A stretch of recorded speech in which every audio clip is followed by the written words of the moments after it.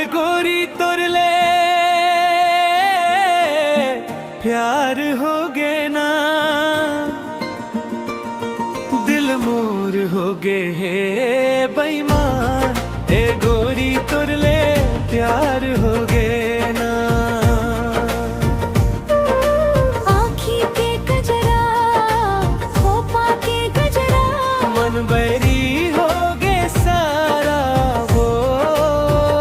अरे मन बैरी हो गे सारा बोर। तोर रूप के जादू माँ खो गे मोर चित चोर। मन बैरी हो गे सारा वो। हाय रे गोरी, हाय रे गोरी, तोर माया के नहीं है छोड़। दिन होवे चाहे अंधियारी रतिया, तोर सुरतावे घलो घलो मोर।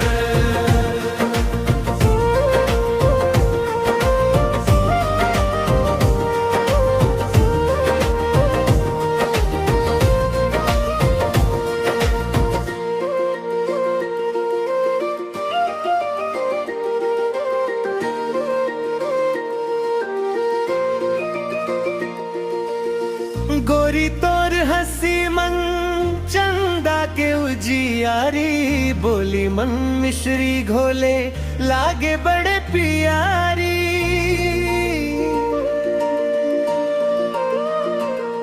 चलते जब गली मन बाजे मोर करे जा।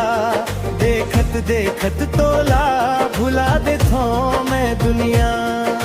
झुमका के छन छन, पायल के रन छन, माया के बाजे सीता।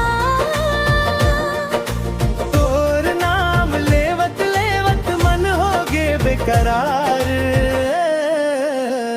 हाय रे गोरी, हाय रे गोरी, तोर माया के नहीं है छोर। दिन होवे चाहे अंधियारी रतिया, तोर सुरतावे घलो घलो मोर।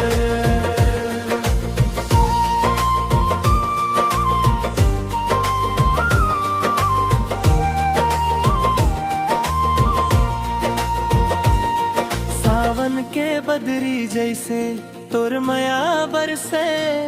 सुख मोर मन आंगन मन खुशी के फूल हर से।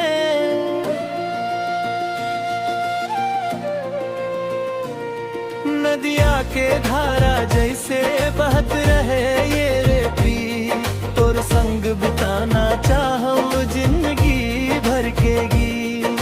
चुन्नी के रंग मन, सपना के संग मन, डूबे हमरे मोरे मन मोर। तोर बिना अब लागे नी सूनापन चारों। हाय रे गोरी, हाय रे गोरी, तोर माया के नहीं है छोर। दिन होवे चाहे अंधियारी रतिया, तोर सुरतावे घलो घलो मोर।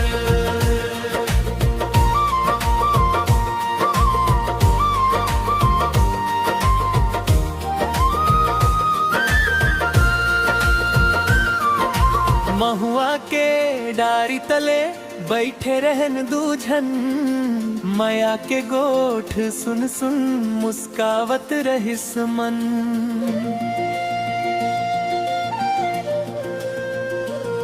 सपना मन तोर संग घर आंगन सजाए।